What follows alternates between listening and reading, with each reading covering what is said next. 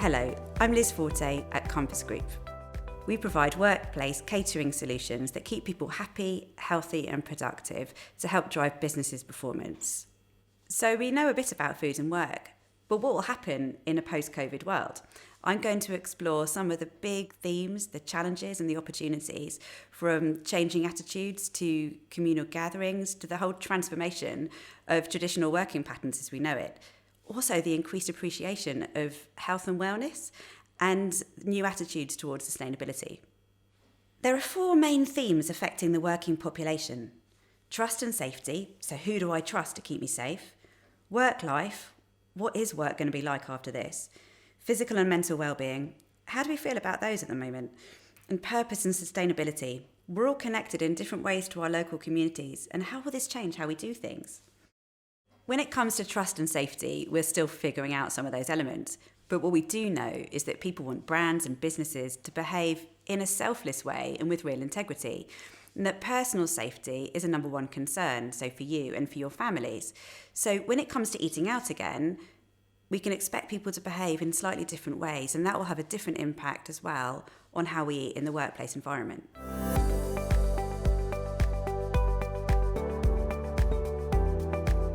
Traditionally, a workplace is where we socialise and collaborate together, and that means physically being close together.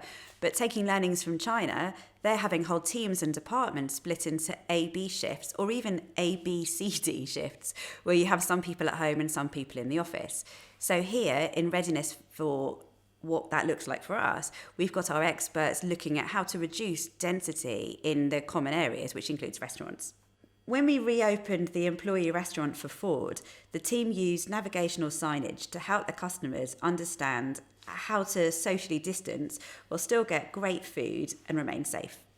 And it's not just Ford. Within business and industry, we've still got 60% of our sites still open, and they are continuing to reopen. And we've got all the social distancing and all the health and safety measures in place. And when we've spoken to our teams, they all said it was a bit strange initially, but they soon got used to it, and it's business as usual. I think there have been a lot of articles about post-lockdown anxiety and how people will feel about going back to work. And initially, we all thought that when we went back to work, post-COVID, it would be like a big party and a big reunion. But clearly, that isn't going to be the case, and we're all going to have to adjust now to the new normal. For the first time, we've seen cleanliness above taste in a ranked list of considerations when choosing where to eat. At Amazon in Darlington, meals are all pre-boxed and barcoded so they can be selected by the customer and then paid for at an unmanned contactless till. Once the trust and the safety elements have been addressed, how is this current situation manifesting itself in our physical and our mental well-being? There's the idea of building resilience, and that's one that's really gaining momentum, and I've been reading a bit about this, and the American Psychological Society have listed 10 things for building resilience, and the first one on the list is about building connections.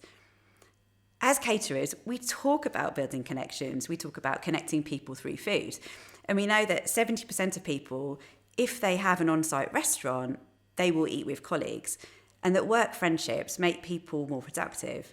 But how's that going to change now? The whole work and home situation is blurring, and now we've shown people a different side to our lives. So kids, dogs, partners, a silent game of through the keyhole every time you go on a video call.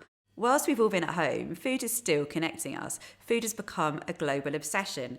People are learning new baking skills, showing off their sourdough and their banana bread online, learning new cuisines, cooking with the family. Before the pandemic, we saw that functional foods were in strong growth. But now I think we're all becoming a bit more aware of what we're eating and the benefits of supporting our immune system. So we're seeing that now there's increased sales in vitamins and supplements, as well as a kind of heightened awareness of how we can build our immune systems. But at the same time, we've seen a big spike in sales of food that are traditionally associated with comfort, as people are eating through boredom or maybe through stress and anxiety. Stress and anxiety can play a massive part in what you're doing and what you're eating, whether you're reaching for the biscuit tin or having a few more drinks. And we've seen that sales of snack foods and alcohol and tobacco have all increased.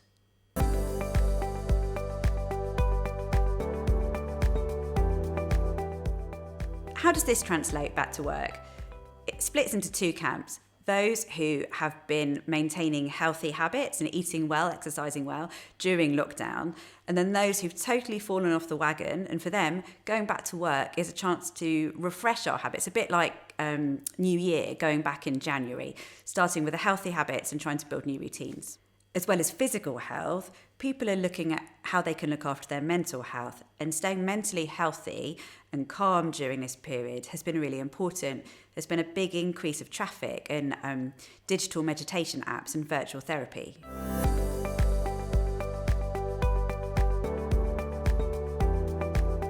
As people return to a new normal, they will undoubtedly have experienced some stress due to their time in lockdown, and probably some financial anxiety as well. When you go back to work, it might be quite difficult to reconnect with colleagues, potentially because of the socially distanced workplace.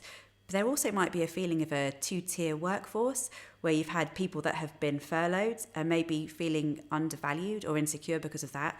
And then the people that have been working all the way through and may feel exhausted, burnt out, and a bit of pressure on them, feeling like they've had to keep the business going.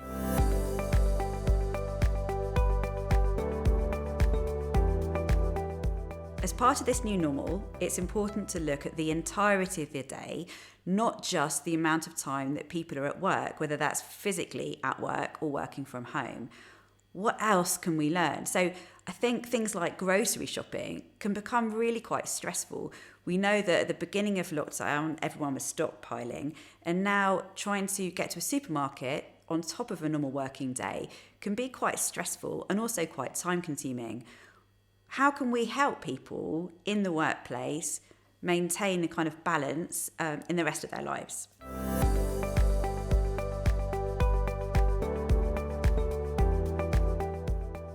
Evidence on the productivity impact of working from home is mixed. Some studies show increased productivity and increased job satisfaction, while other studies point to the opposite.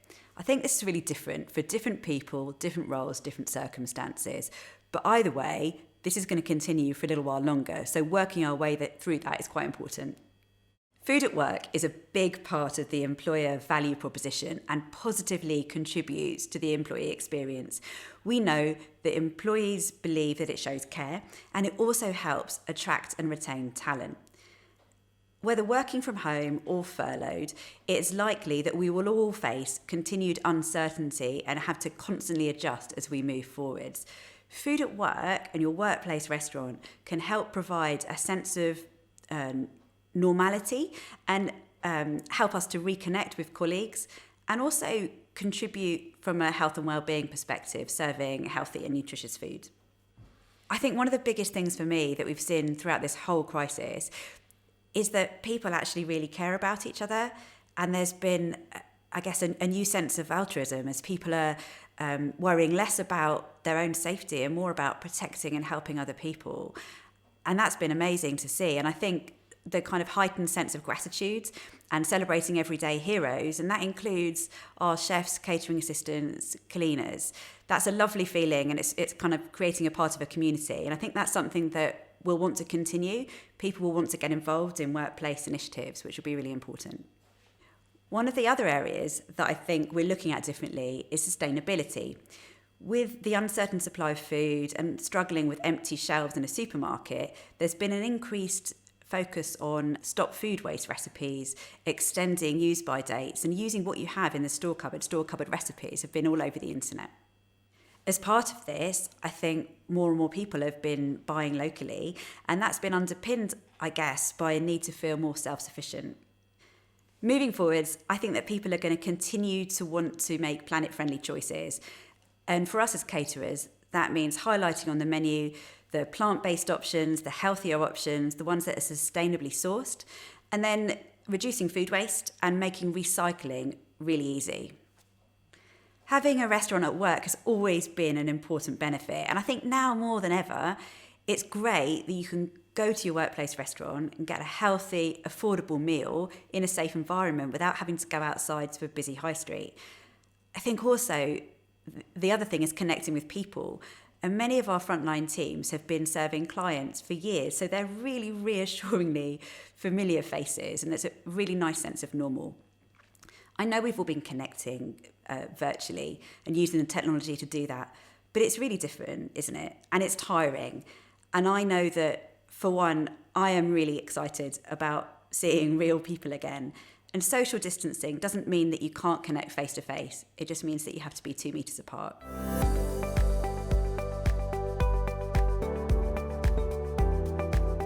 So as we get back to business and adjust to the new normal, it isn't business as usual. The 4 key areas that I think we need to focus on are safety. The safety of our people is our number 1 priority. We want to reassure our customers that they can get great food in a safe environment. The second one is health. Let's make sure we have the right healthy options for all budgets and can support our clients' mental health initiatives where relevant. Thirdly, planet. I've touched on this briefly, but we have lots more to consider in this area, so much so that we're making our next event in June a purpose and sustainability event. And lastly, people. People will want to feel normal again, so we need to focus on creating the most welcoming and rewarding experience. Thank you for listening.